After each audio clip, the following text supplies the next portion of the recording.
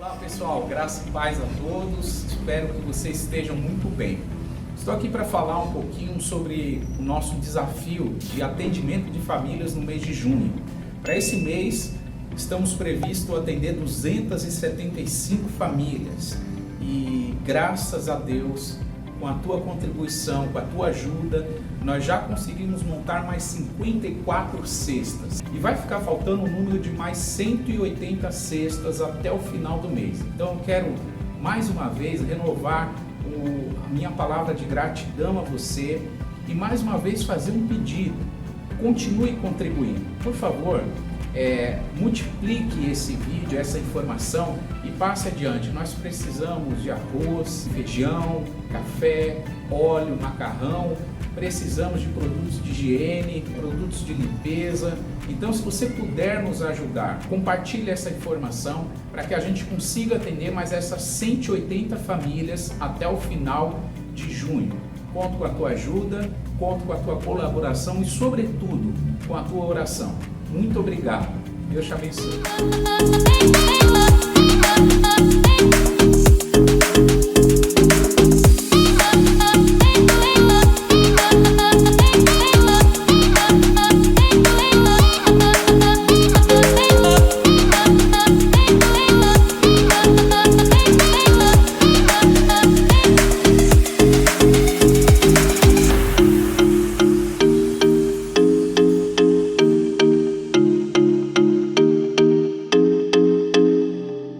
Graça e a paz esteja contigo nessa ocasião.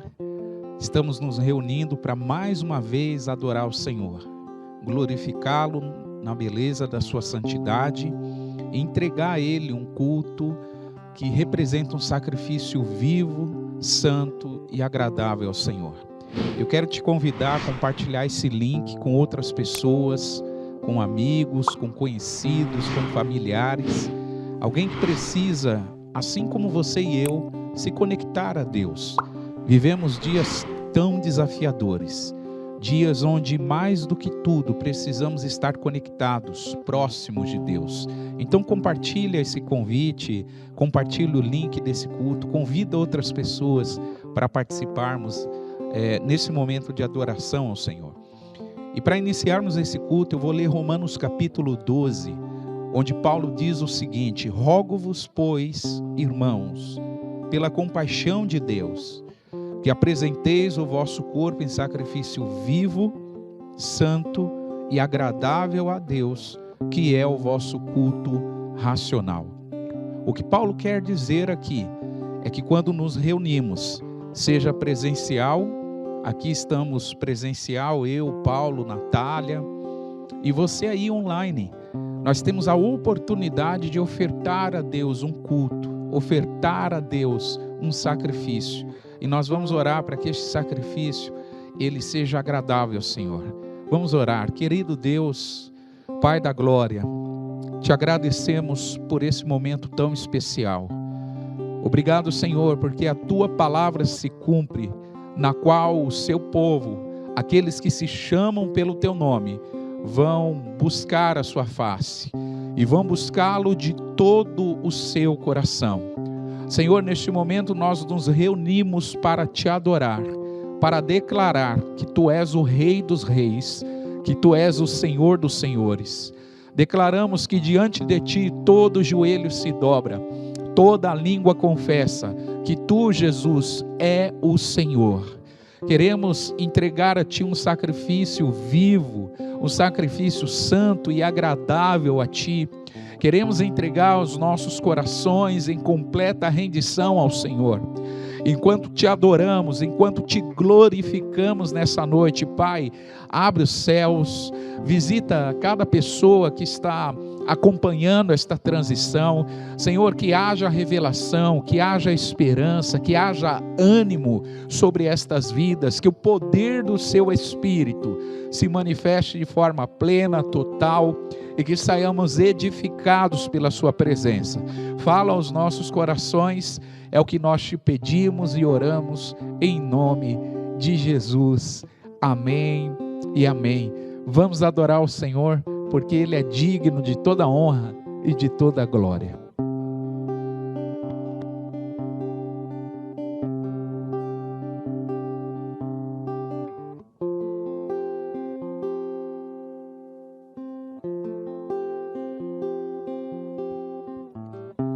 És mais real que o chão que eu piso.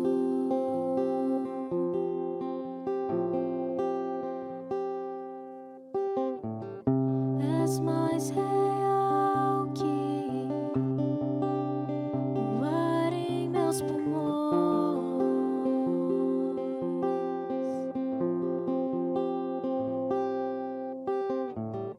Teus pensamentos me definem. És tudo para mim. És a minha realidade. És a minha realidade.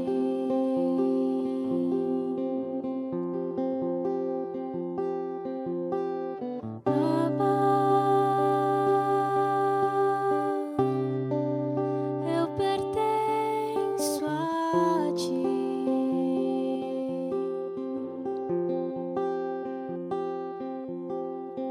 Abba,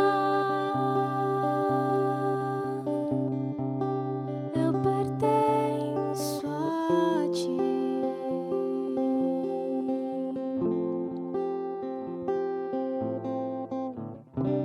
És mais real que o chão que eu piso.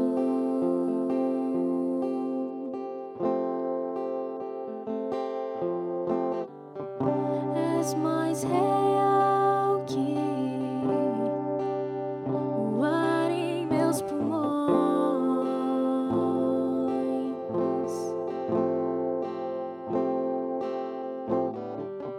Teus pensamentos me definem. És tudo para mim. És a minha realidade. És a minha realidade.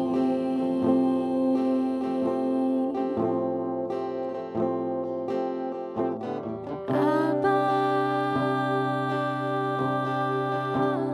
eu pertenço a ti.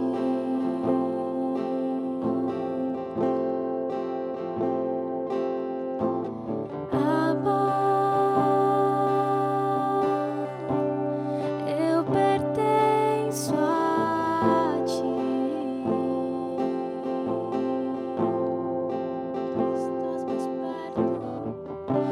Estás mais perto do que a canção em meus lábios.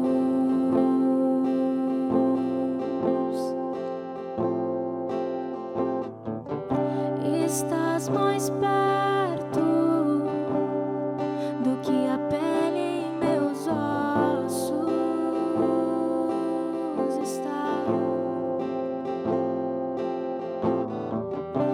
Estás mais perto do que a canção em meus lábios.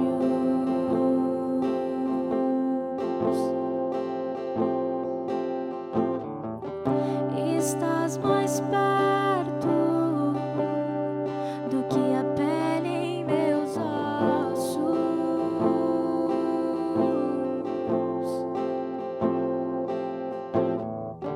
Teus pensamentos me definem. És tudo para mim. És a minha realidade. És a minha realidade.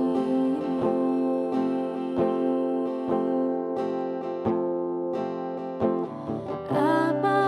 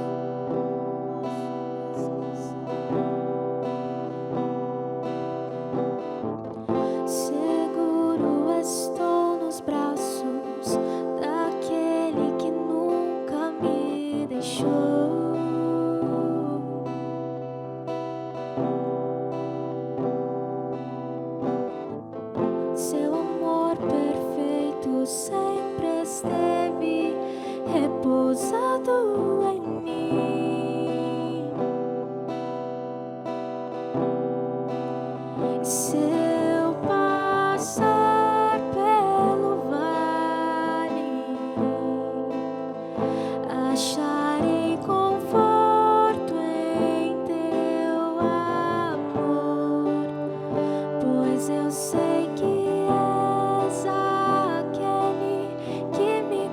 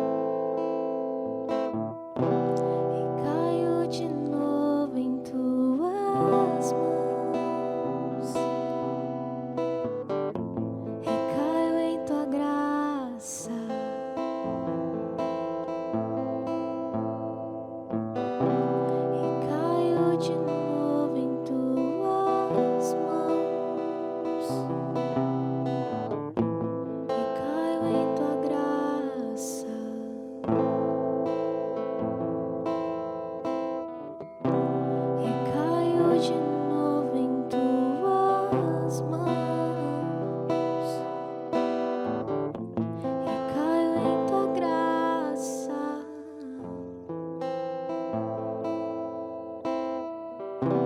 E caio de novo em tuas mãos e caio em tua graça, Jesus. E caio de novo em tuas mãos e caio em tua graça.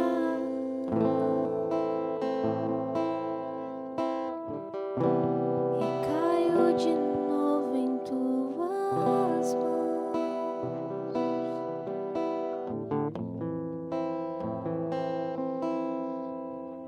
Glória a Deus, como é bom adorar o Senhor, como é bom reconhecer que precisamos recair, descansar na graça, no cuidado, no amor de um Deus que sempre está cuidando de nós. O que nós acabamos de cantar faz um sentido enorme, porque no mundo agitado, no mundo onde existem várias perguntas e poucas respostas, no mundo inquieto, onde as pessoas estão ansiosas ou depressivas, Jesus, ele é a resposta que traz alívio, descanso, refrigério para a nossa alma. Em Mateus 11, 28 e 29, Jesus disse: vinde a mim, todos vós que estáis cansados, oprimidos e sobrecarregados, e eu vos aliviarei. Aprendam de mim, que sou manso e humilde de coração, e vocês encontrarão descanso para as vossas almas. Você, assim como eu, necessita de descanso. E esse descanso só a presença de Jesus pode oferecer. Por isso eu te convido, vamos a Ele. Através da nossa adoração, vamos até Ele. Receba mais da presença dEle, receba da alegria dEle, receba desse momento extraordinário, onde a presença de Jesus é revelada àqueles que o adoram de todo o coração. Está escrito na palavra que vem a hora, e essa hora já chegou, em que os verdadeiros adoradores vão adorá-lo em espírito e em verdade. O que isso quer dizer? Que a adoração é uma ponte, é uma conexão, é uma forma de acessarmos em espírito a presença de Jesus. Então eu quero declarar que sobre a tua vida vem paz, sobre a tua vida vem alegria, sobre a tua vida vem descanso, sobre a tua vida vem força, sobre a tua vida vem ânimo, à medida que você adora e exalta o Senhor. Eu quero te mostrar essa verdade bíblica nas Escrituras, em Filipenses capítulo 4. Ouça o que está escrito, capítulo 4 de Filipenses e versículo 4 a seguir. Regozijai-vos sempre no Senhor. Outra vez digo, regozijai-vos. Seja a vossa equidade conhecida por todos os homens. Perto está o Senhor. Não estejais inquietos por coisa alguma, antes as vossas petições sejam em tudo conhecidas diante de Deus, pela oração e súplicas com ação de graças. E a paz de Deus, que excede todo entendimento, guardará os vossos corações e os vossos sentimentos em Cristo Jesus. Extraordinário isso que acabamos de ler.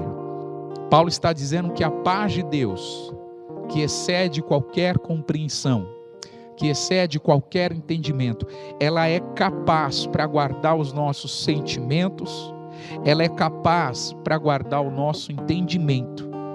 Essa paz de Deus chega até nós porque nós decidimos colocar tudo aos pés do Senhor. Por isso que Paulo disse: não fiquem quietos por coisa alguma, mas todas as suas necessidades sejam conhecidas por Deus através da oração. E é isso que nós vamos fazer agora. Eu quero te convidar a orar ao Senhor juntamente comigo. Você não está apenas acompanhando um culto, você está fazendo parte desse culto.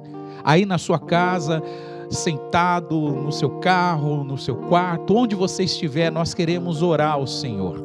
Talvez você, assim como Paulo disse, alguma coisa está deixando você inquieto, alguma coisa está deixando você preocupado. Talvez sejam as notícias que chegam, talvez seja o rumor de que alguma coisa mal vai acontecer, mas eu quero junto com você colocar todas as nossas preocupações, todas as nossas inquietações diante do Senhor. Te convido a orar juntamente comigo. Ore por você, ore pela sua família, ore pelo cenário que nós vivemos no Brasil de pandemia, ore pelas nações do mundo. Nós queremos levantar um altar de intercessão diante do Senhor. Vamos orar. Pai, nós te damos graças. Obrigado porque a tua palavra diz que nós podemos te buscar e podemos te achar quando te buscarmos de todo o nosso coração. E com todo o nosso coração te buscamos neste momento. Com todo o nosso coração nos unimos em fé e declaramos: tudo é possível àqueles que creem. E porque cremos, Senhor, nos unimos em fé e declaramos o teu amor inundando estes lares, a tua presença trazendo paz nestas casas. Senhor, que todo ambiente de contenda, de confusão, de inquietação seja completamente removido pela paz que é derramada neste momento, Senhor. Nós declaramos o teu amor, ele transborda, a tua paz ela transborda. Declaramos que vem alegria, que vem ânimo, que vem forças da tua parte. Ó Deus, nós também oramos por todos estes que estão com notícias, diagnósticos para enfermidades, diagnósticos para o Covid-19, Senhor, que haja milagres de restauração. Nós concordamos que se cremos, veremos a tua glória, e porque cremos, Senhor, a tua glória se manifesta, restaurando a saúde dos enfermos, devolvendo a saúde aos enfermos, que eles sejam completamente restaurados para a sua glória, Senhor. Pai, nós oramos por esses que perderam renda, por esses que perderam trabalho, por esses que perderam, Pai, suas oportunidades de empreender, que eles sejam tocados, que eles sejam, ó Deus, acessados pelo teu poder, que haja revelação, que haja ideias criativas brotando neste momento, para novos negócios, para novos empreendimentos. Nós declaramos: o teu reino vem sobre estas pessoas, removendo toda inquietação e trazendo paz. Nós também oramos pela nossa nação, Senhor. Apresentamos diante de Ti a nação brasileira, o momento histórico que nós vivemos. Oramos pelo presidente da República, pelos nossos governadores.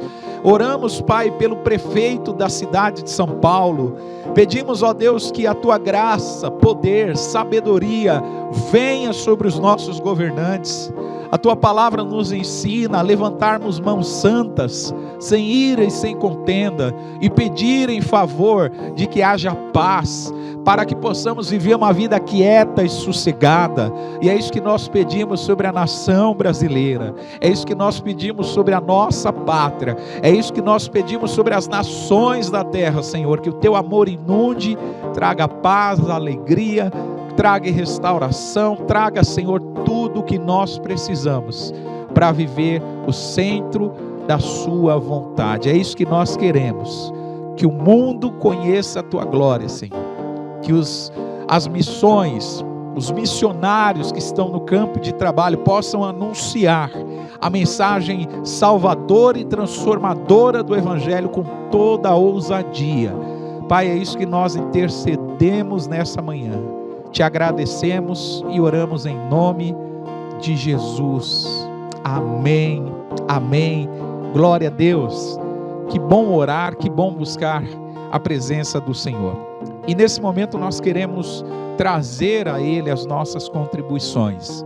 Sabe, contribuir é um privilégio, contribuir é uma alegria, contribuir nunca deve ser um exercício de peso.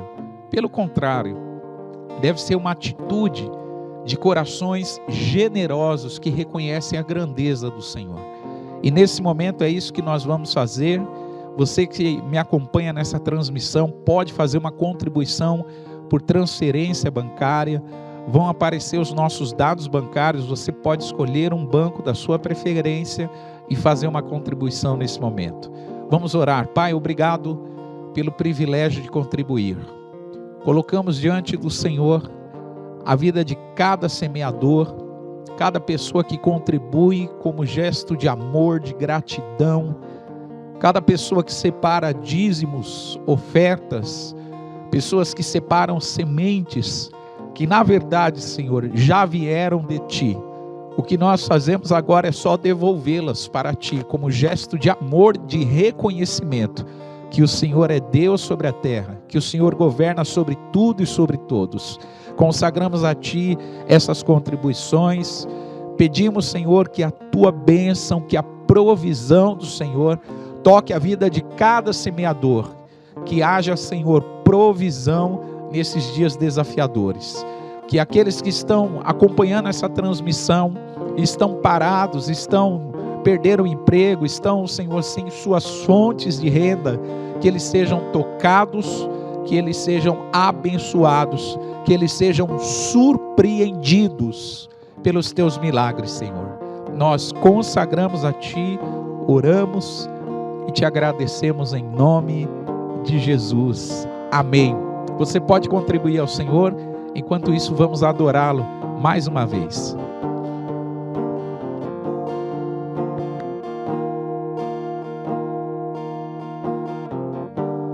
Quem é esse que vem cavalgando sobre os montes?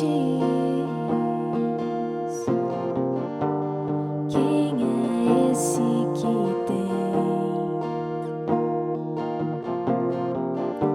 amor que eu não conheci jamais?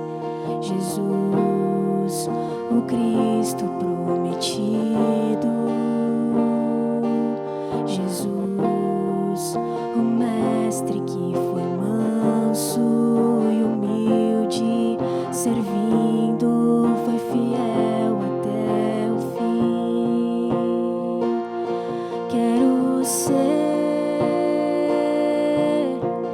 como Tu és, Jesus. Quero viver pra Te encher de alegria, de alegria.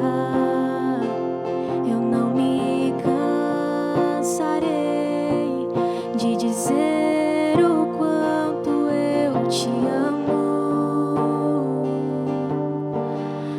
Abre os meus olhos pro que realmente importa, e o que realmente importa é o Senhor.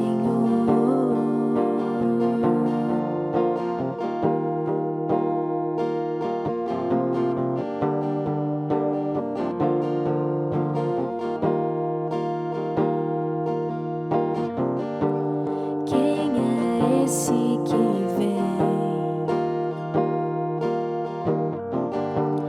cavalgando sobre os montes?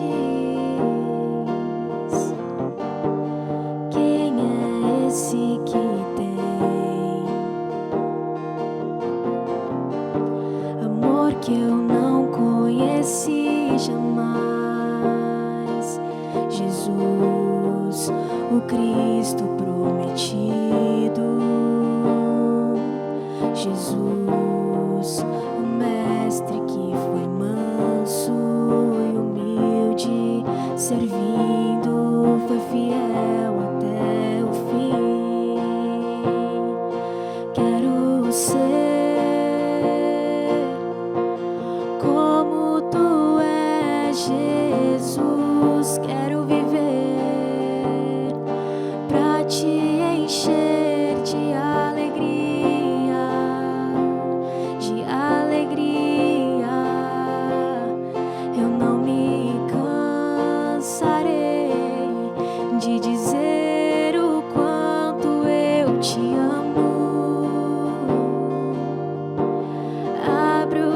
meus olhos pro que realmente importa. E o que realmente importa, eu quero ser como tu és, Jesus. Quero viver pra te encher de alegria, de alegria. Eu não me cansarei de dizer o quanto eu te amo. Abre os meus olhos pro que realmente importa. E o que realmente importa é o Senhor.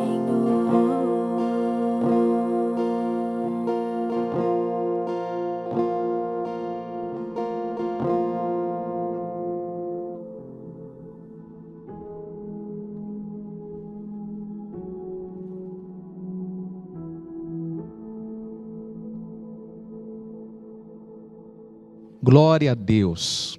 Como é bom adorar o Senhor. E essa verdade que nós acabamos de declarar nessa canção. Os nossos olhos estão sendo abertos para aquilo que realmente importa. Para aquilo que realmente importa, Jesus está abrindo os nossos olhos. E é com muita alegria que nós chegamos ao penúltimo episódio do Contagem Regressiva. Hoje é o episódio 20 de um total de 21 episódios. E hoje nós vamos falar sobre um assunto extraordinário. Vamos falar sobre o novo céus e a nova terra. O que seria esta promessa que aparece em Apocalipse a partir do capítulo 21? Novos céus e nova terra. Após o término do juízo do grande trono branco, que é o texto que aparece no capítulo 20 do Apocalipse, nós vamos perceber que o novo céus e a nova terra, eles entram em cena. Eles entram em cena como uma promessa de Deus e uma promessa do próprio Deus habitar com o seu povo e ser o Deus deste povo, e este povo habitar com seu Deus.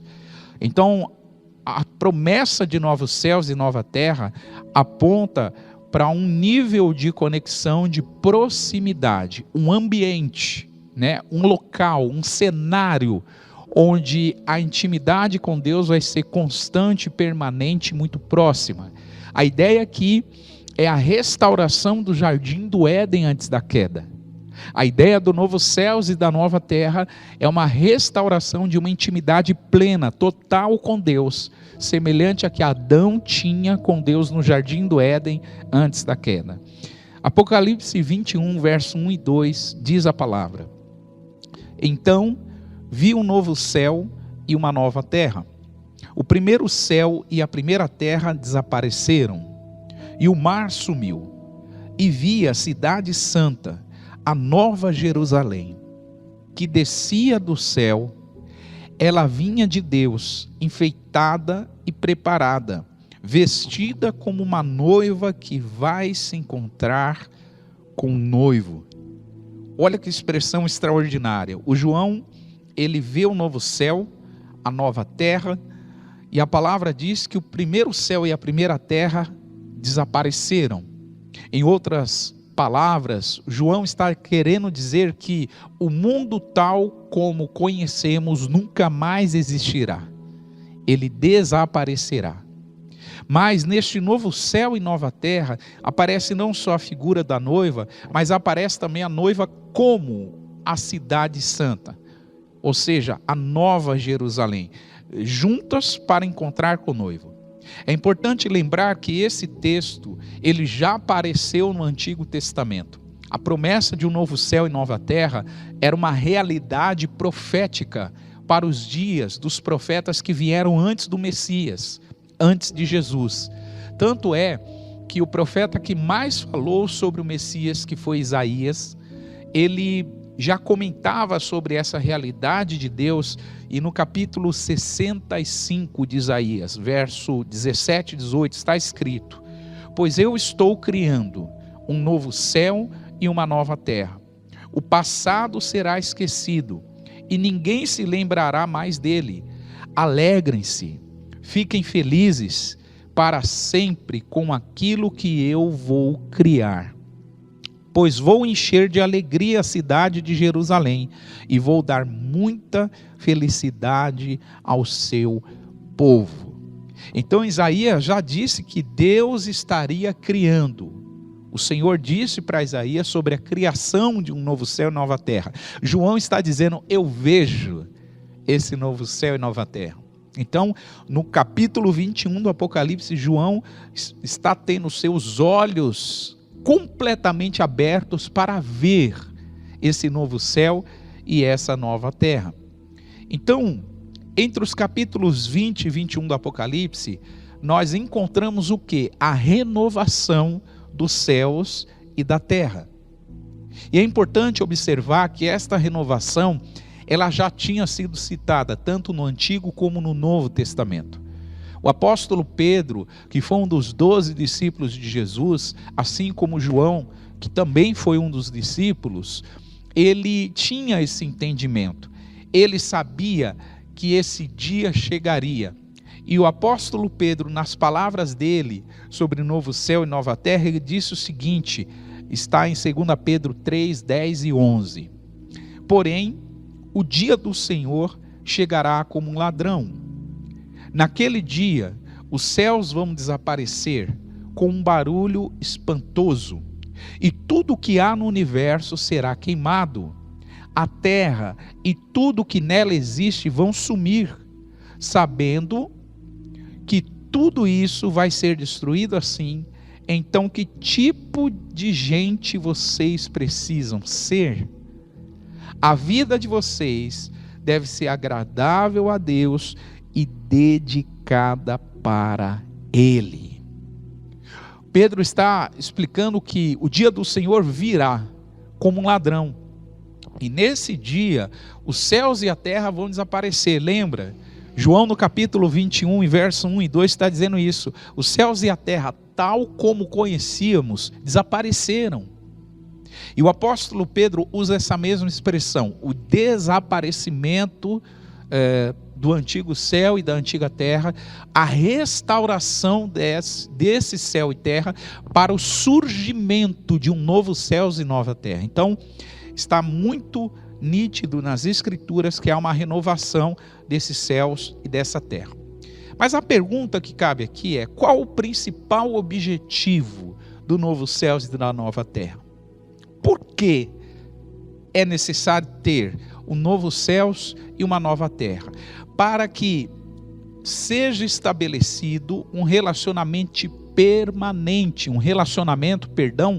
permanente, eterno, com aquele que está sentado sobre o trono. Então, a ideia de novos céus e nova terra aponta para um relacionamento que será estabelecido permanentemente, um relacionamento eterno, um relacionamento irrevogável, um relacionamento que a partir dessa altura do campeonato, a partir desse momento, ele nunca mais vai ser modificado. Então, Novo Céus e Nova Terra fala sobre uma realidade de um relacionamento eterno, permanente com Deus, que até então era parcial por causa do pecado, por causa da corrupção humana, por causa do que disse o próprio Senhor Jesus em Mateus 24, por se multiplicar a iniquidade, o amor de muitos se esfriaria, ou seja, por causa do esfriamento do amor, esse relacionamento ele era parcial. Então, Novos Céus e Nova Terra é um ambiente onde o relacionamento permanente, eterno e total com Deus será estabelecido. Essa é a principal ideia por trás da necessidade de ter um novo céus e também uma nova terra.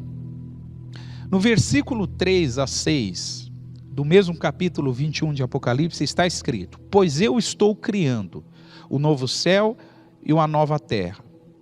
o passado será esquecido e ninguém lembrará mais dele. Alegrem-se, fiquem felizes para sempre com aquilo que eu vou criar, pois vou encher de alegria a cidade de Jerusalém e vou dar muita felicidade ao seu povo. A revelação que João está tendo é de que junto com o novo céus e a nova terra, o passado seria completamente esquecido. Aquilo que trazia sofrimento, tristeza, angústia, agonia, tudo isso vai ser passado. Esse novo céus e nova terra é um ambiente de perfeição, de contato permanente e constante com o Senhor. E neste cenário algumas coisas vão acontecer, como por exemplo, vamos beber da água da vida. E isso é extraordinário. A gente sabe que biblicamente falando, Jesus, ele é a água da vida. E quando o apóstolo João fala sobre a água da vida, eu me recordo que em João capítulo 7, não mais no Apocalipse, mas no Evangelho que escreveu o apóstolo João, no capítulo 7, ele narra o momento que Jesus está na festa dos tabernáculos. E no grande fechamento daquela festa, no último dia dessa grandiosa festa em Israel, que era a festa de tabernáculos, Jesus se coloca de pé. A palavra diz que ele fala bem alto: se alguém tem sede, venha a mim e beba. Como dizem as escrituras sagradas, rios de água viva vão jorrar, vão brotar do coração de quem crê em mim. Ou seja, já nos evangelhos, Jesus se apresentava como a água da vida. O contato com a água da vida, ou seja, com esse fluir do rio de Deus, será permanente nesse novo céus e nova terra. Será permanente nesse ambiente de perfeição, de conexão, de relacionamento íntimo com o Senhor. Então João, ele vai apresentar aqui uma comparação. E que comparação é essa? Ele compara a cidade com a noiva. Ele compara a cidade, a Nova Jerusalém, como a noiva do Cordeiro. E aí ele faz metáforas, ele apresenta essas duas metáforas e vai mostrando o cumprimento da profecia, como ele estava vendo aquele momento de revelação da parte de Deus. Algumas perguntas cabem aqui e nós queremos respondê-las. Primeiro, quem está nessa cidade? E nessa cidade, nesse novo céu e nova terra, que João viu descendo do céu, ataviada, preparada como uma noiva para o seu noivo, nesse ambiente de glória, quem estará nesse local? E eu quero te afirmar isso. Estará neste lugar o Pai, que está sentado no trono, o Filho, que é o Cordeiro, que também estará no trono, o Espírito Santo. Estará nessa cidade os anjos e todos os milhões. A palavra diz que o exército celestial é composto de milhões e milhões de anjos, querubins, serafins, arcanjo. Então os anjos estarão lá, a igreja estará nesse local, e todos os redimidos de todas as épocas. O que isso quer dizer? Todos aqueles que serviram ao Senhor fielmente estarão por lá. Estarão por lá os heróis da fé, estará por lá Adão, estará por lá Abraão, Isaac, Jacó, estará por lá os profetas, Isaías, Ezequiel, Daniel, Jeremias, estarão por lá os apóstolos de Cristo, estará por lá o próprio Paulo, estará por lá Pedro, João, todos estarão, todos os redimidos de todas as épocas estarão nessa cidade. Então veja, esse é um lugar extraordinário de glória, de identificação, onde cada um de nós identificará quem são essas pessoas. Então João, ele vê essa nova Jerusalém que já está pronta, Mas agora ele vê essa nova Jerusalém descendo. A expressão diz que ela se conecta com a terra. Ela desce dos céus para a terra. E nesse ponto é importante lembrar o que Jesus ensinou a gente a orar no Pai Nosso. Ele diz que quando nós orássemos, deveríamos orar assim: Pai nosso que estás nos céus, santificado seja o nome, seja feita a tua vontade, aqui na terra como ela já é feita no céu. Em outras palavras, Jesus ensina no Pai Nosso que nós devemos orar para que a vontade dos céus, a vontade de Deus, seja estabelecida aqui na terra. E o que João está vendo? A nova Jerusalém descendo dos céus para a terra. Ou seja, haverá uma conexão entre céus e terra que será permanente, que será ininterrupta.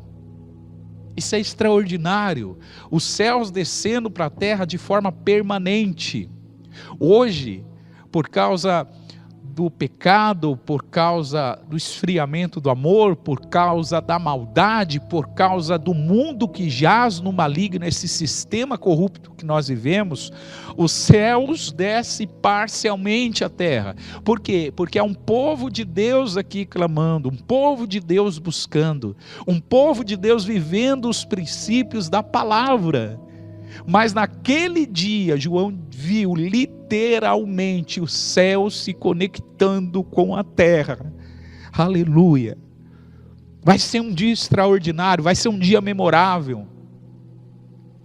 E isso é muito importante a gente identificar, porque alguns textos bíblicos já apontavam para essa realidade.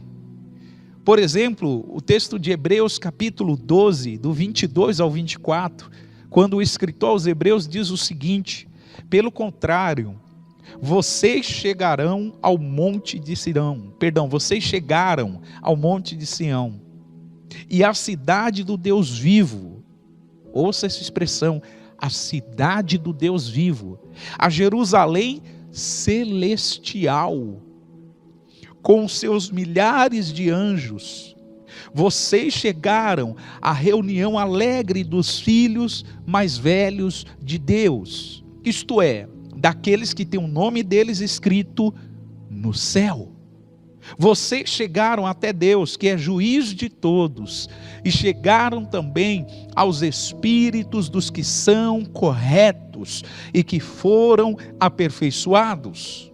Vocês chegaram até Jesus, que fez a nova aliança e que borrifou o sangue que fala de coisas muito melhores do que o sangue de Abel.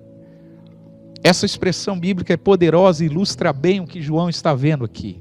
O novo céu, segundo o escritor aos Hebreus, a Jerusalém celestial, com milhares de anjos, com os santos aperfeiçoados, com o próprio Senhor Jesus, que fez uma aliança eterna com aqueles que confessaram Ele em vida. Uau! Vai ser extraordinário esse dia, irmãos. A revelação de João é uma injeção de ânimo, é uma injeção de disposição, é uma renovação da nossa expectativa por esse lugar tão extraordinário que é o céu, que é a nova Jerusalém. Mas uma segunda pergunta cabe aqui também: quem ficará de fora dessa cidade?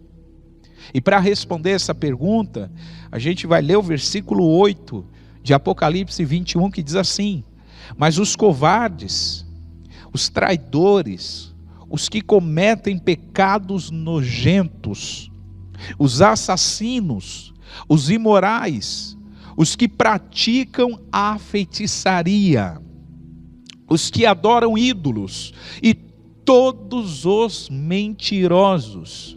O lugar dessas pessoas é o lago onde queima o fogo e o enxofre, que é a segunda morte. Em outras palavras, o apóstolo João, ele está descrevendo aqui o perfil daquelas pessoas. Aliás, o anjo que revela a João a cidade santa está descrevendo o perfil daquelas pessoas que ficarão de fora. O que isso quer dizer? Pessoas que não estão escritas no livro da vida, pessoas que não confessaram e professaram uma fé pública, coletiva, expressa por Jesus. Veja que o texto começa a dizer uns covardes, e talvez alguém interprete isso aqui mal, achando que covardes são aqueles que fogem de uma luta, fogem de uma briga, de uma discussão. Não, não é esse tipo de covardia. O anjo está mostrando para João que vai ficar de fora os covardes, aqueles que não confessaram Jesus. Aqueles que, por causa da pressão da sociedade, da pressão da família, da pressão dos seus círculos de relacionamento, não tiveram coragem de manter uma confissão pública de que Jesus é o Senhor. Esses covardes, esses tímidos, segundo o anjo que estava revelando a João sobre a Nova Jerusalém, ficarão de fora. Ficarão de fora. Então, existem pessoas, traidores, os que cometem todo tipo de abominação ou pecados nojentos, aqueles que cometem assassinato, aqueles que são imorais, os que praticam a feitiçaria, os que adoram ídolos, os que são mentirosos, porque o diabo, a serpente, é o pai da mentira. Então, todos esses, o lugar deles é o lago de fogo e enxofre, que é, segundo o anjo, a segunda morte. Uma terceira pergunta que cabe aqui: qual é a localização e a medida dessa nova cidade? Qual o tamanho dessa cidade? Porque a quantidade dos salvos é uma grande multidão. A gente já estudou isso em Apocalipse. O número dos salvos são de milhões, são de milhares de milhares, enfim, é um número incalculável, segundo a linguagem que o apóstolo João emprega aqui no Apocalipse. Então, qual o tamanho dessa cidade para comportar tantas pessoas? A nova terra será também um novo céu. Em outras palavras, o anjo que traz a revelação para João traz detalhes sobre o tamanho dessa cidade. E é isso que eu quero ver com você a partir do versículo 7. Perdão, a partir do versículo 9 de Apocalipse 21. Um dos 7 anjos, que tinha as 7 taças cheias das últimas 7 pragas, veio e me disse: venha, eu lhe mostrarei a noiva, a esposa do Cordeiro. Então o Espírito de Deus me dominou, e o anjo me levou para uma montanha grande e muito alta. Ele me mostrou Jerusalém, a cidade santa que descia do céu e vinha de Deus. Versículo 11. Brilhando com a glória de Deus. A cidade brilhava como uma pedra preciosa, como uma pedra de jaspe, clara como cristal. Ela era cercada, preste atenção nisso, cercada por uma muralha muito alta e grande, com 12 portões guardados por 12 anjos. Nos portões estavam escritos os nomes das 12 tribos do povo de Israel. 13. Havia 3 portões para cada lado, 3 ao norte, 3 ao sul, 3 ao leste e 3 ao oeste. A muralha da cidade estava construída sobre 12 rochas, as quais estavam escritos os nomes dos 12 apóstolos do Cordeiro. Versículo 15. O anjo que falou comigo levava consigo uma vara de ouro para medir a cidade. Olha que coisa linda, gente. Os seus portões e também a muralha. O anjo que estava revelando para o apóstolo João as dimensões da Nova Jerusalém, da cidade de Jerusalém, que é murada, que tem 12 portões, que em cada portão tem um anjo, que 3 portões estão ao norte, 3 ao sul, 3 ao leste, 3 ao oeste. Ele também tinha uma vara de ouro para medir o comprimento da cidade, para medir a muralha e para medir os seus portões. Veja, a cidade era quadrada, como um cubo, pois o seu comprimento era igual na largura. O anjo mediu a cidade com a vara de ouro e viu que media 2.200 quilômetros. O seu comprimento, largura e altura eram iguais, ou seja, a cidade era semelhante ao que nós conhecemos como um cubo. Ela tinha um comprimento de 2.200 quilômetros, uma largura de 2.200 quilômetros e uma altura de 2.200 quilômetros. Uau! Eu lembro de uma viagem que eu fiz para uma cidade da Bahia, em 2010, cidade da minha mãe, Conceição do Coité. E quando nós saímos daqui de São Paulo e chegamos lá, o carro apontou 2.012 quilômetros, ou seja, até onde eu fui estava dando 2.012 quilômetros. E nós rodamos praticamente 2 dias seguidos. O apóstolo João está dizendo que o comprimento da Nova Jerusalém é de 2.200. A largura de 2.200 e a altura de 2.200. Uau! Ou seja, literalmente a ideia de João é exemplificar, é usar aqui números, usar aqui critérios que apontam que os céus, essa cidade é tão alta que os céus e a terra estarão perfeitamente conectados. Glória a Deus!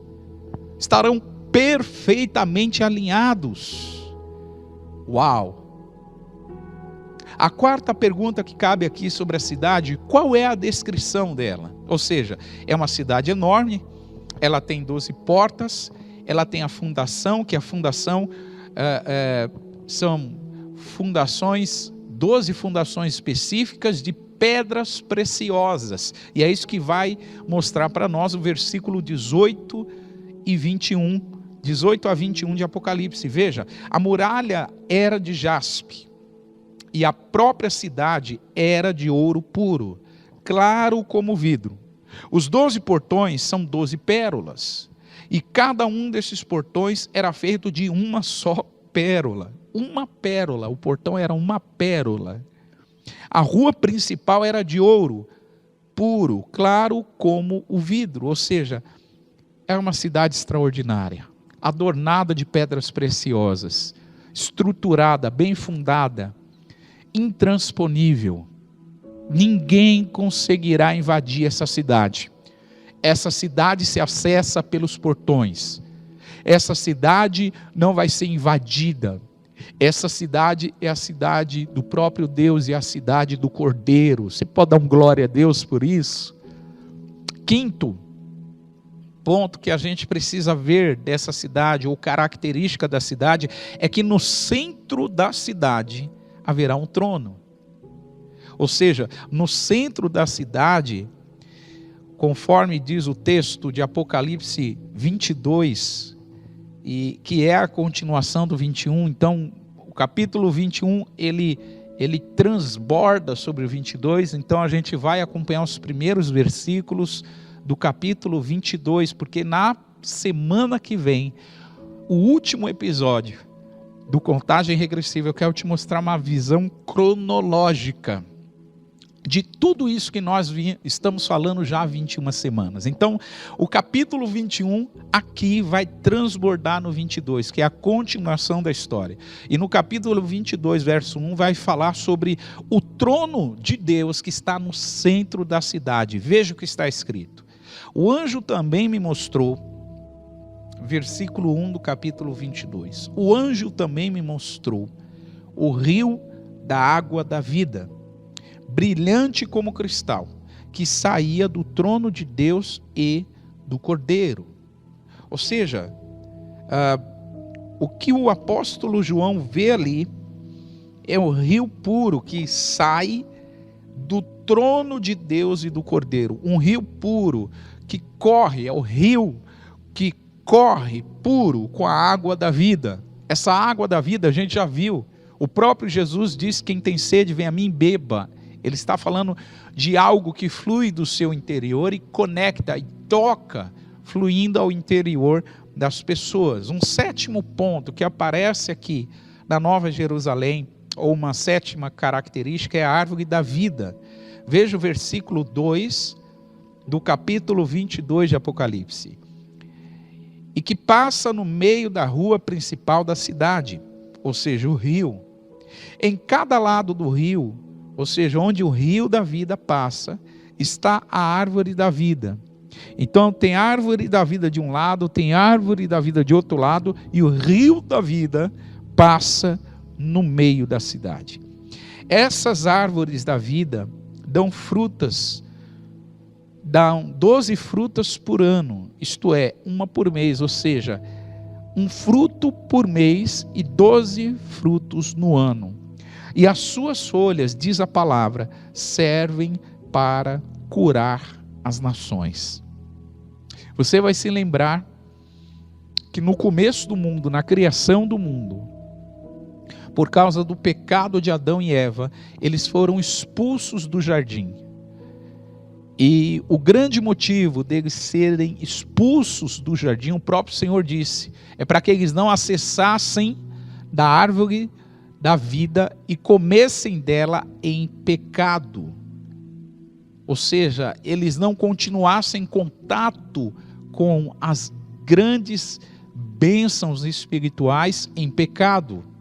E aqui nós vemos que na Nova Jerusalém, o trono de Deus e do Cordeiro vai estar no centro da cidade. Do trono saía a água da vida. Aonde a água da vida passava, havia a árvore da vida de um lado e a árvore da vida do outro lado. Cada árvore da vida produzia 12 frutos. Uma por mês, representando 12 frutos para um ano. E as folhas dessas árvores, segundo a palavra, servem para curar as nações. As nações serão curadas, serão restauradas. Haverá paz, haverá um ambiente de perfeita harmonia. É isso que a Nova Jerusalém vem estabelecer. Portanto, nós comeremos da água. Aliás, comeremos do fruto da vida e beberemos da água da vida. Beberemos da água e comeremos do fruto. Em outras palavras, o acesso completo ao jardim antes da queda será restabelecido. Glória a Deus. Os planos originais de Deus serão restabelecidos como Ele fez no começo. Então, nessa Nova Jerusalém, nós teremos o trono de Deus, teremos o rio da vida, teremos a árvore da vida e teremos também o local, esse será o local, a Nova Jerusalém, será o centro de toda adoração. Essa é a 8ª característica. Ou seja, a Nova Jerusalém é o local de adoração permanente a Deus. A Nova Jerusalém é um ambiente de intimidade contínua, crescente e permanente com Deus. Veja o que está escrito no verso 22 do capítulo 21 do Apocalipse. Não vi nenhum templo na cidade, pois o seu templo é o Senhor Deus, o Todo-Poderoso e o Cordeiro. Uau! Não havia templo nessa cidade. E por que não haverá templo na Nova Jerusalém? Porque o próprio Deus é o templo. O Cordeiro é o templo. A palavra diz que uma das revelações do novo céus e da nova terra é estabelecer um relacionamento permanente. Ou seja, Ele vai tabernacular conosco, Ele vai habitar. A festa de tabernáculos celebrava isso, Deus habitando no meio do povo, no meio de cabanas, de tabernáculos humanos. Então, essa palavra está se cumprindo na Nova Jerusalém, Deus habitando permanentemente com o seu povo.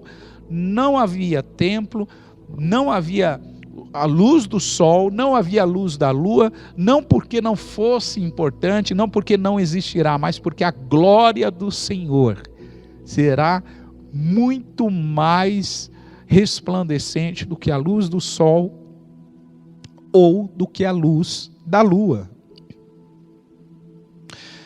Ainda seguindo a leitura do verso 22.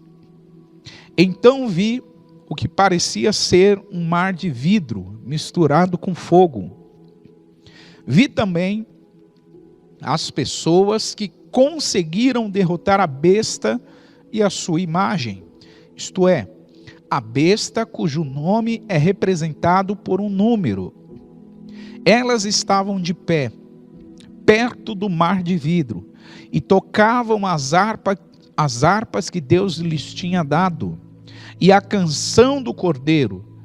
Cantavam assim: ó Senhor Deus Todo-Poderoso, como são grandes e maravilhosas as tuas obras, Rei das nações, como são justos e verdadeiros os teus caminhos. Veja que coisa, que cena extraordinária.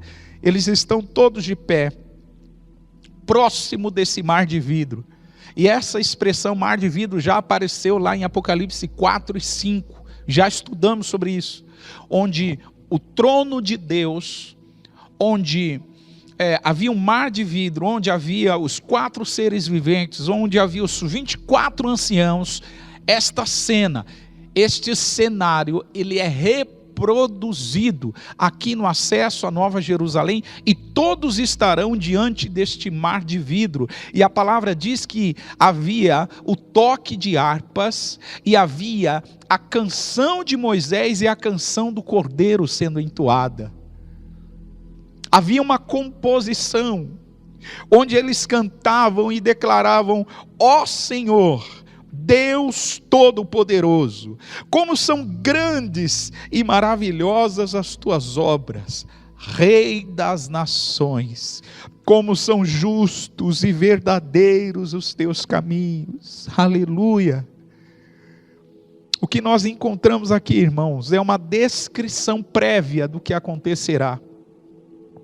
Hoje, nós vivemos profundas experiências na adoração, e como é bom nos reunir como igreja para adorar ao que vive e reina para sempre, para adorar o Senhor que está sentado no trono. E quando adoramos em espírito, em verdade, a gente se quebranta, a gente se abre, a gente é tocado pela presença de Deus, e já sentimos uma experiência indescritível nesse dia. Essa experiência será muito superior. Estaremos diante do trono, nos reuniremos e cantaremos ao Senhor o cântico do Cordeiro, o cântico de Moisés. Aleluia! Mas não só isso, uma nona característica do novo céus e da nova terra é que lá é um lugar de aprendizado. Aprenderemos muito.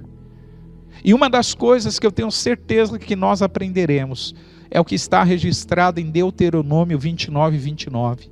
Lá está escrito: as coisas encobertas pertencem a Deus, mas as reveladas pertencem a vós e aos vossos filhos. O que Deuteronômio ensina é que existem coisas que Deus, ele manteve encoberto, porque nós não tínhamos capacidades para compreender. Mas agora sim, com corpos transformados, com entendimento completamente transformados, com corpos glorificados diante da presença de Deus, eu tenho certeza que muitas coisas que foram encobertas para nós aqui serão reveladas quando estivermos lá. Então, vai ser um lugar de um nível de aprendizado que nós nunca acessamos, que homem nenhum na terra acessou. Por mais sábio, por mais inteligente, por mais instruído que ele seja, vai ser um ambiente de aprendizado em um nível muito profundo. Veja o que está escrito em 1 Coríntios 13, versos 9 e 10. Pois os nossos dons de conhecimento e as nossas mensagens espirituais são imperfeitos. Perceba o que Paulo está dizendo aqui, que o nosso conhecimento é limitado, é imperfeito, é muito falho. E aí ele continua e diz assim: mas quando vier o que é perfeito, então o que é imperfeito desaparecerá. Você entende isso? Muitas perguntas que você e eu possuímos, não temos respostas. Mas para aquilo que nós não temos respostas hoje, porque o nosso conhecimento é limitado, é imperfeito, conforme descreveu o próprio Paulo aqui em Coríntios, naquele dia, quando vier a perfeição das coisas, quando vier o perfeito, que é o próprio Jesus, o Cordeiro de Deus que tira o pecado do mundo, a perfeição de Deus será estabelecida sobre nós. Então tudo o que é imperfeito e limitado vai desaparecer. É isso que o apóstolo Paulo está tentando nos ensinar. Uma 10ª característica sobre a Nova Jerusalém é que lá é um ambiente de serviço. É um lugar de serviço, é um lugar de trabalho. E aqui, irmãos, cabe a gente abrir um parênteses. Há muitas pessoas que acham penoso trabalhar, acham que o trabalho, biblicamente falando, foi uma maldição que Deus deu para Adão por causa da queda. Só que observe, o trabalho não é uma maldição. A maldição que Deus colocou sobre Adão é que o trabalho seria feito com labor, com suor do rosto, com muito desgaste. Essa é a maldição, porque o trabalho originalmente, se você observar em Gênesis capítulo 2, antes da queda, Deus já tinha estabelecido. Quando Deus disse para Adão assim, cuide do jardim, regue o jardim, administre o jardim, aquilo foi antes da queda. Em outras palavras, Deus já tinha estabelecido o trabalho como uma bênção antes da queda. O que se transformou em maldição depois da queda foi o peso do trabalho, o suor do trabalho, o desgaste do trabalho. Então, nos céus vai existir muito trabalho para a glória de Deus, mas não será um trabalho cansativo. Não será um trabalho desgastante. Não será um trabalho que faremos com muito peso, com obrigação, com cansaço. Não. Vai ser um ambiente perfeito. Estaremos com os nossos corpos transformados. Estaremos diante do Senhor que está assentado no trono, diante do Cordeiro, o Espírito Santo, os santos anjos, toda a multidão de salvos de todas as épocas. E ali nós serviremos ao Senhor em muitas coisas, Veja o que está escrito no versículo 3 do capítulo 22 do Apocalipse. E não haverá na cidade nada que esteja debaixo da maldição de Deus. Nada que esteja debaixo da maldição de Deus existirá na cidade. O trono de Deus e do Cordeiro estará na cidade, e os seus servos o adorarão, servirão. Os seus servos estarão em contínua. O céu é um lugar de muita adoração. O céu é um lugar de perfeita adoração, contínua adoração.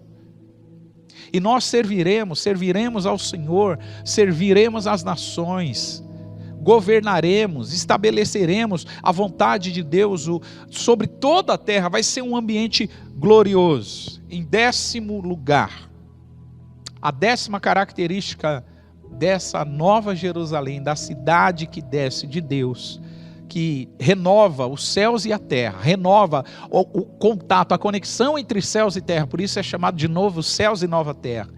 Esse é um lugar de muita comunhão. Ouça isso.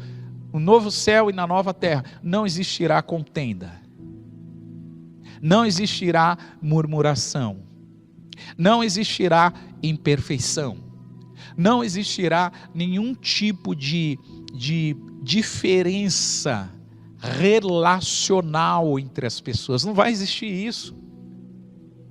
É um lugar de muita e de perfeita comunhão com Deus, com o Cordeiro, com a nova Jerusalém, a cidade que desceu preparada como uma noiva, e entre aqueles que estarão por ali. É um lugar de muita e intensa comunhão.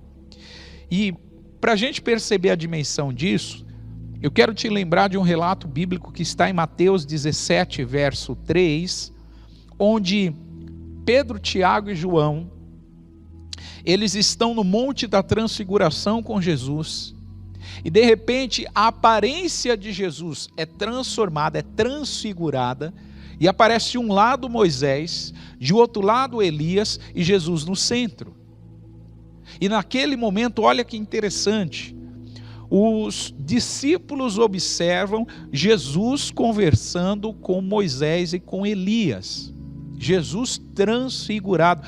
Jesus estava conversando com um representante da lei, que era Moisés, estava representando com um representante da profecia, que era Elias. Ou seja, Jesus no meio, a lei de um lado e a profecia de outro. Ou seja, Jesus é o cumprimento da lei e da profecia. E eles estavam dialogando, veja bem, eles estavam conversando. Isso é extraordinário, havia uma comunhão entre Jesus, Moisés e Elias. E os discípulos estão lá no Monte da Transfiguração, em Mateus 17, percebendo, presenciando esta cena. Então, a Nova Jerusalém é um ambiente de muita comunhão, perfeita comunhão, perfeito relacionamento. A 11ª característica, e já estamos aqui caminhando para o final, é que a esposa do Cordeiro é a multidão dos salvos. O apóstolo João diz que ele viu a noiva, que é a esposa do Cordeiro. E a questão é, quem é essa esposa do Cordeiro? Essa esposa do Cordeiro representa a multidão dos salvos. A multidão daqueles que estarão com o Senhor. Veja o que está escrito em Apocalipse 7, versículo 9 e 10. Depois disso, olhei e vi uma multidão tão grande que ninguém podia contar. Eram de todas as nações, tribos, raças e línguas. Estavam em pé diante do trono e diante do Cordeiro, vestidos de roupas brancas, e tinham folhas de palmeira nas mãos, e gritavam bem alto: do nosso Deus, que está sentado no trono, e do Cordeiro, vem a nossa salvação. Aleluia! Glória a Deus! Que imagem extraordinária, irmãos. Hoje há muita disputa entre as nações. Hoje nações disputam para ver quem é a maior potência econômica do mundo. Hoje as nações disputam para ver qual é a nação, qual é a maior potência bélica que possui o maior arsenal de guerra no mundo. Hoje as nações disputam tantas coisas. E naquele dia, irmãos, naquele grande dia, não vai haver disputas. Todos, como disse o apóstolo João, todos, independente da sua nação, independente da sua tribo, independente da sua raça, independente da língua que essa pessoa fale, não importa, todos estarão diante do trono. Todos estarão declarando uma única declaração. Todos estarão dizendo: do nosso Deus, que está sentado no trono, e do Cordeiro, vem a nossa salvação. Aleluia, aleluia. Eu quero terminar, eu quero concluir esse momento dizendo para você algo muito importante. Não fique de fora dessa. Não fique. Há muita coisa em jogo. Há muito mais do que você pode imaginar em jogo. Não é só sobre os seus ou os meus pecados. Não é só sobre uma ou outra circunstância que é transitória, vai passar, a pandemia vai passar. Não é sobre ter ou não ter dinheiro, não é sobre ter ou não ter fama, não é sobre isso.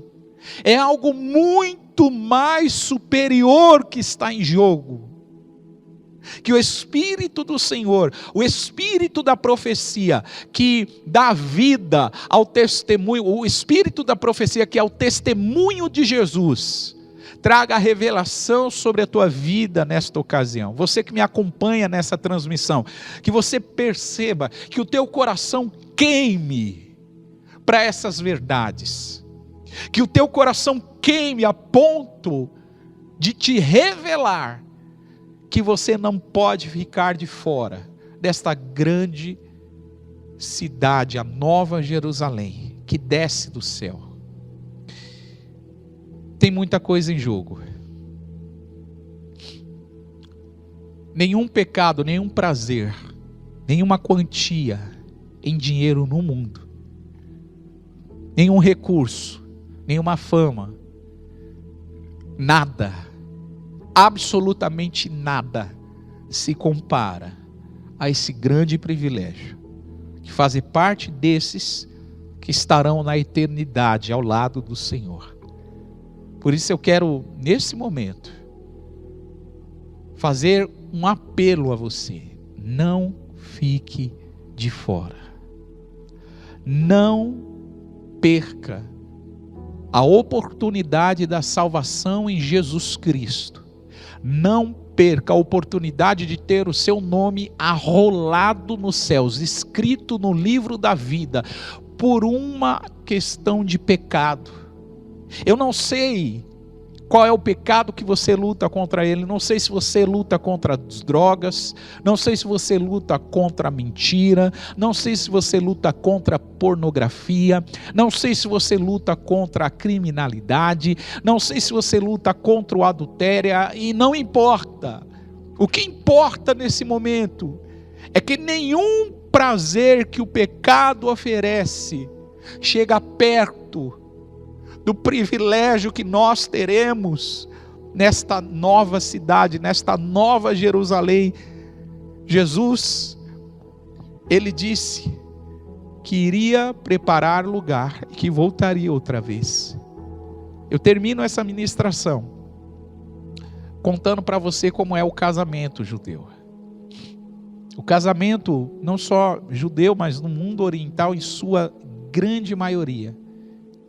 O noivo, ele vai até a família da noiva. E o noivo diz para o pai da noiva que ele está assumindo um compromisso de se preparar para casar com a filha dele. O noivo leva um contrato mostrando todos os itens que ele promete dar à futura esposa. Ele entrega uma garrafa de vinho como sinal, como um gesto de amor, de comprometimento com aquele contrato que ele descreveu. O pai da noiva avalia aquele contrato ponto por ponto, e ali, com a garrafa de vinho na mão, o pai da noiva confirma e diz: sim, eu aceito. Minha filha vai ser a sua esposa. E esse noivo tem um compromisso de sair, se ausentar. Ele vai deixar a noiva ali, ele vai se ausentar e vai preparar condições para o futuro casamento, que acontece no máximo em 2 anos. Então esse noivo vai trabalhar, vai preparar a casa. Enquanto isso, a noiva já está numa fase de preparação para ser esposa. A noiva, ela está aprendendo como ser uma boa esposa, porque num curto espaço de tempo, no máximo em 2 anos, o noivo regressa para se casar com a noiva e levá-la para casa. Ouça isso. Aleluia. Jesus disse em João 14: não se turbe o vosso coração. Credes em Deus, crede também em mim. Na casa do meu pai há muitas moradas, e se não fosse assim, eu vos teria dito: vou preparar-vos lugar. E se eu for e vos preparar lugar, eu virei outra vez e os levarei para mim mesmo, para que onde eu estiver, estejais vós também. Jesus, com o seu sangue, ele assumiu o compromisso de regressar para nos buscar. Enquanto isso, ele está preparando esse ambiente de glória, essa nova Jerusalém. essa cidade santa que nós aprendemos aqui hoje. Não fique de fora dessa. Tem muita coisa em jogo. Você que deseja de todo o seu coração fazer parte dessa multidão que nós aprendemos aqui, que vai estar diante do Senhor, você que quer fazer parte dessa multidão, eu quero convidar você a colocar as mãos sobre o teu coração. Você que já faz parte, você que já entregou a sua vida a Jesus, você que já reconciliou-se com Jesus, faça isso também. Faça isso também. Coloque a mão sobre o teu coração e nós vamos orar. Pai, que privilégio receber a tua palavra.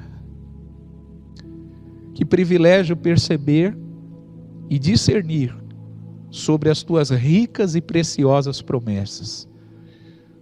O Senhor mesmo disse que faria novos céus e nova terra. E quando mergulhamos na realidade desta promessa, Senhor, ficamos extasiados, ficamos impressionados, ficamos surpresos com tanto amor, com tanto cuidado, com tantos detalhes. Neste momento, Senhor, eu e meus irmãos, nós nos colocamos aos teus pés e declaramos: Jesus, só através de ti somos salvos. Obrigado, Jesus, por nos entregar a sua própria vida na cruz para nos dar salvação e vida eterna.